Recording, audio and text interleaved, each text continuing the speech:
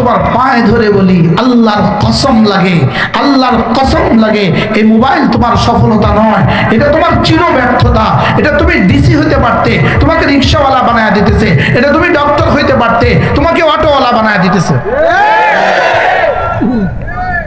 বাস্তব না বাস্তব? এই একটা হলো এটা, একটা হলো এটা, এটা এটা এটা জাহান্নামের চাবি, এটা জান্নাতের চাবি। সুবহানাল্লাহ বলেন। এটা শুধু নেয়, এটা শুধু দেয়। এটা নিচে কবে? এটা নেয় না, এটা দেয়। এটা কি করে বলেন? এটা দেয়। আর এটা কি করে? এটা কি কি নেয়? এটা টাকা নেয়, এটা সময় নেয়, এটা ঈমান নেয়, এটা বউ লয়ে যায়।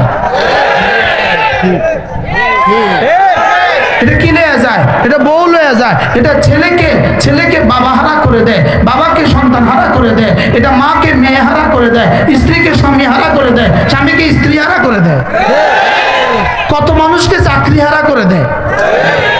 বাস্তব না বাস্তব? আচ্ছা, এক কর্মচারী দোকানে বসে বসে তসবিহ পড়তেছে, মালিকের কয়, এই বেটা ভাইরা তুই তসবিহ পড়স কা? এর লেগে রাখছিলাম। এমন কোনোদিন ঘুরছে? হ্যাঁ, এখন মালিকে যখনই তাকায় তখনই দেখে ও তসবিহ পড়ে, মালিক খুশি হয় না নারাজ হয়?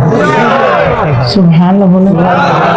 এবার মালিক যখনই দেখে তখনই দেখে ফেসবুকে, মালিক খুশি হয় না নারাজ হয়? তাহলে বুঝা গেছে এটা তোমার দুনিয়াও ধ্বংস করে দিবে, এটা তোমার আখিরাতও ধ্বংস করে দিবে। আল্লাহর কসম লাগে, এটা তোমার দুনিয়া সফল করে দিবে, আখিরাত সফল করে দিবে।